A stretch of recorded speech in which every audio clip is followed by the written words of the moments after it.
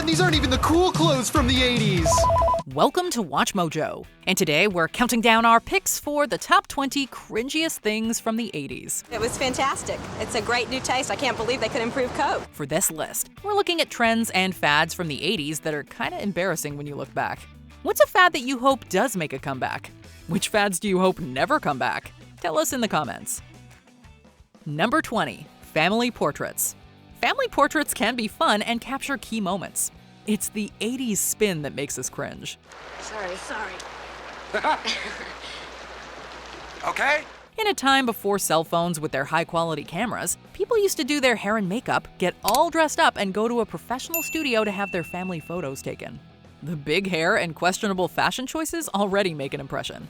But for some reason, in the 80s, we also had to come up with the cheesiest poses and presentations as well. What would you say to a full-color commemorative family portrait?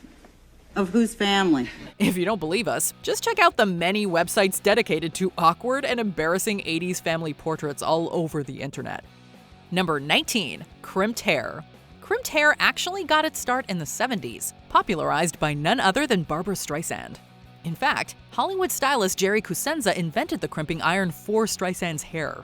However, crimped hair peaked in popularity in the 1980s, becoming all the rage as women with naturally straight hair embraced the sawtooth zigzag style. Looking back, the reaction is mixed. Remember how crazy our hair was back then? What were we thinking?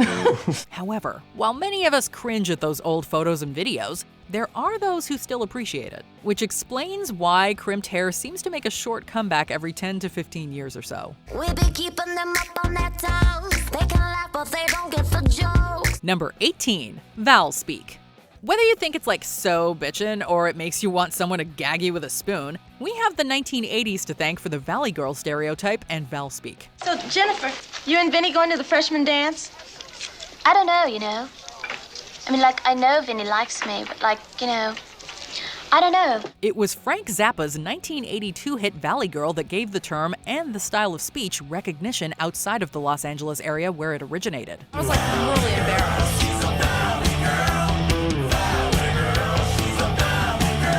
And while the 80s were the height of Valspeak in pop culture, it has never gone away completely.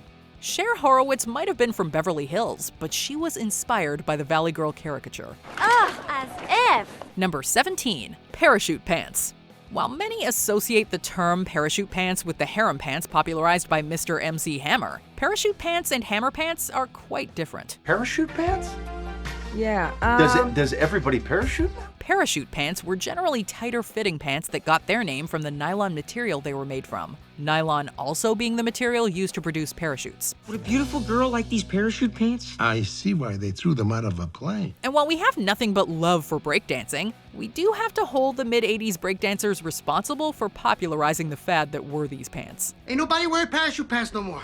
Parachute pants are timeless. Number 16, car surfing. As cringy as the previous trends were, at least none of them was life-threatening. The same cannot be said for the death-defying 80s fad known as car surfing.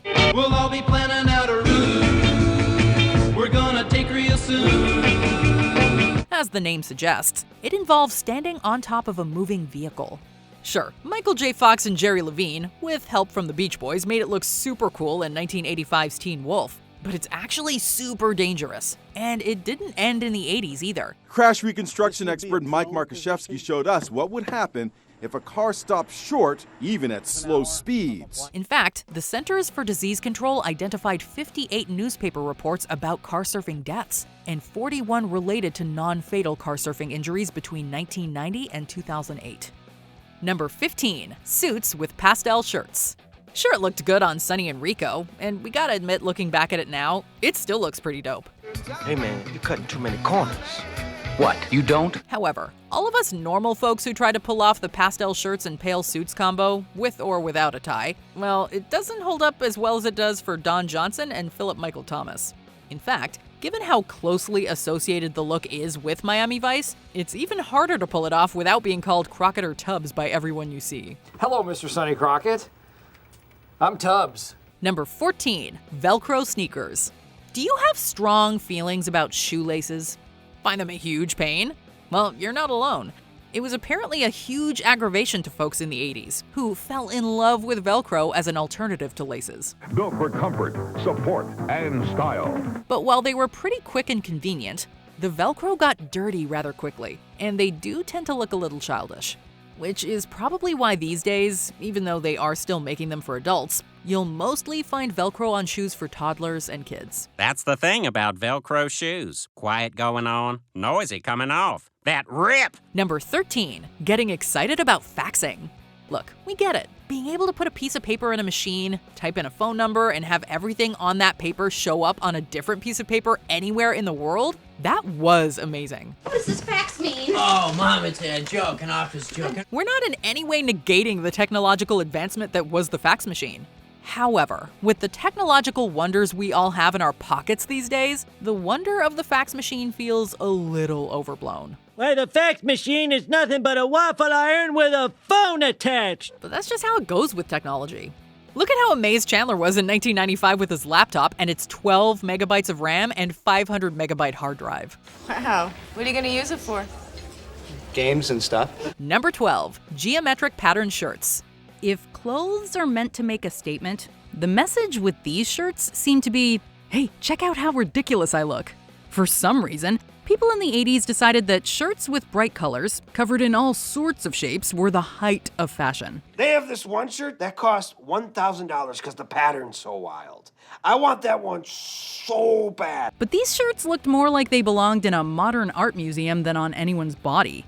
If you're going to an 80s themed party, a geometric pattern shirt will help you look the part. Otherwise, it'll probably just make you look like a total square.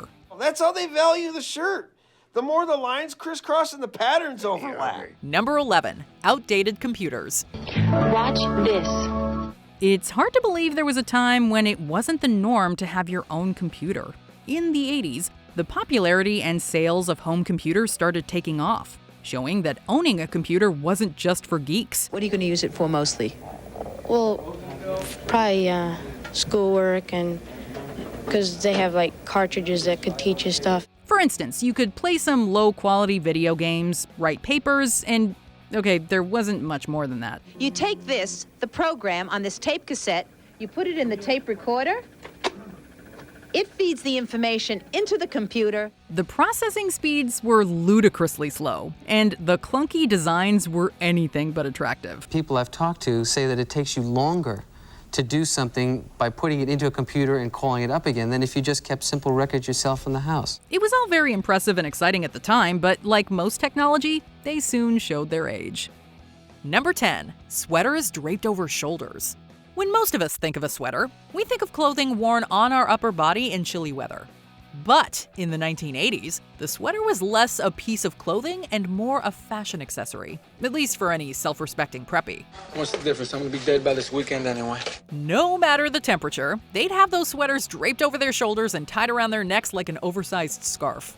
If it's cold, maybe just wear the sweater and buy an actual scarf. Aye, aye, Captain Blackout reporting for booty. If it's not cold, well, why are you half wearing a sweater? Number 9, New Coke.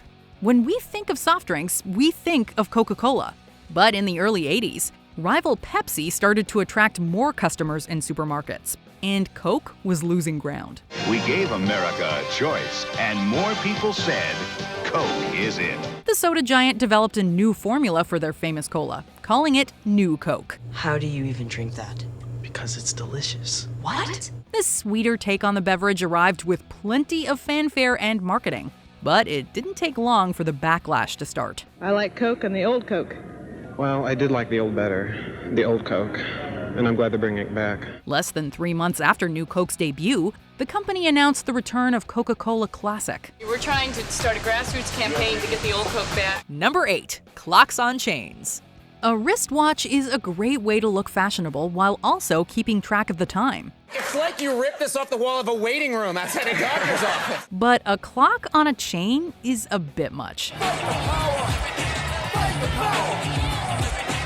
Rapper and Public Enemy hype man Flavor Flav popularized this trend, though we didn't exactly see many others using timepieces as necklaces. In a 1994 interview with MTV, the rapper said he started with stopwatches and escalated to clocks. He also said that wearing the clocks represented the value of time in our lives. Time is heavy, man. Time is heavy. It became his signature look that he still rocks today. Now, I dialed 911 a long time ago.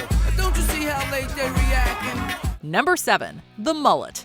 If you didn't grow up in the 80s, you might be under the false impression that it was only hockey players that wore mullets. Nice haggle.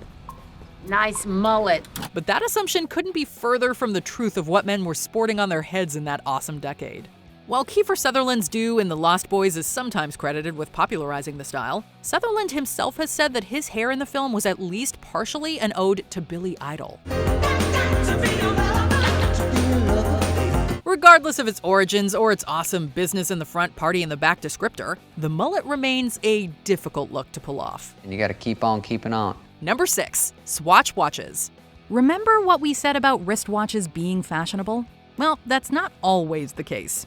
During the rise of digital watches, swatches were meant to make analog wristwatches cool again. This Swiss line of watches came in an array of colors, and it became trendy to wear multiple different colored watches at the same time. And what's cooler than that?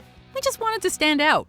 And Swatch ads made us feel like we'd be treated like absolute royalty with these watches. Betty Finn was a true friend, and I sold her out for a bunch of Swatch dogs and Diet Coke heads. Ultimately, though, we just ended up looking like total dorks. But hey, at least it helped with our punctuality, right? You better swatch yourself at Macy's Bambergers. Number 5. Betamax. If you grew up in the 80s, or even the 90s, you probably remember buying and renting movies on VHS. This from Blockbuster Video. But do you remember Betamax? Before VHS became the home video format of choice, it was in a rivalry with Sony. Betamax was actually launched first in 1975, and its picture quality was arguably superior. What may be no big deal to some people may be a big deal to you. That's why NEC makes both VHS and Beta. But it had some drawbacks, like its more expensive VCRs and reduced recording space. This allowed VHS to get the upper hand. VHS soon took the lead and rendered Beta obsolete. Maybe they should have called it Alphamax? Oh no! Beta! Number 4. Aquanet. The big hair of the 80s didn't get that way by pure luck. We had to use plenty of product, such as Aquanet hairspray, to reach maximum poofy potential. Silk goes to your head in Aquanet shampoo and conditioner with silk protein. But while we hoped to look like pop icons and rock stars, our expectations didn't quite meet reality. With the amount of spray used, it was all but impossible to notice anything but our hair. And did we mention its strong scent? Private and public restrooms alike reeked of Aquanet. Bigger may not have actually been better, but it was the dominant style for a time. And then her date gives her a knowing smile of admiration on her confident smile. Aquanet. Arrive in style. Number 3. Shoulder pads. In the business world, what you wear can impact how you're perceived and what opportunities are available for you. So, working women in the 80s started wearing suits with shoulder pads as a way of saying they are just as capable as any man. Influential figures like Margaret Thatcher and Dynasty star Joan Collins exuded strength and confidence while rocking shoulder pads. Things changed. But big shoulders eventually started to look goofy rather than inspiring, and became another fashion footnote of the 80s. However, shoulder pads have made a comeback among fashionistas in the late 2010s and early 2020s. Number 2. Just say no. Drug addiction is an extremely complicated issue that we may never fully understand. But we do know that it can't just be stopped with a 3-word slogan. Just say no. The Just Say No campaign, coined and popularized by First Lady Nancy Reagan, simplified this complex matter, ignoring the many reasons people turn to substances. While it did create further awareness of drug dependency, there's no evidence to indicate that it actually made a marked difference in overall drug use. I get angry just thinking about it makes me mad. Little kids doing drugs, it turns my stomach. It also may have furthered the idea of addiction as a moral issue rather than a health one. The intentions may have been good, but the results were lacking. You can't steal shit and mess with that crap. But everybody's doing it. And where they at? Before we continue, be sure to subscribe to our channel and ring the bell to get notified about our latest videos. You have the option to be notified for occasional videos or all of them. If you're on your phone, make sure you go into your settings and switch on notifications. Number 1. Indoor smoking. Smoking or not smoking? Smoking. In 1986, the U.S. Surgeon General reported on the dangers of secondhand smoke. And the major health risks of tobacco were well known before the 80s. But despite all this, indoor smoking in public places was still allowed.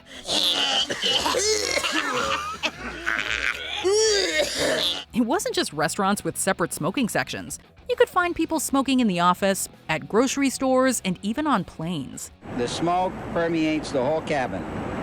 It's bad for the smokers. It's bad for the non-smokers. The tobacco industry knew of these dangers and did their best to suppress them and avoid further regulations. Health advocates won out, and laws about indoor smoking have since become much stricter. I kind of feel like I'm in the bottom of a coal mine, like I'm an old coal worker with all the smoke a lot of times. I know most flight attendants do have sinus problems. Did you enjoy this video? Check out these other clips from WatchMojo, and be sure to subscribe and ring the bell to be notified about our latest videos.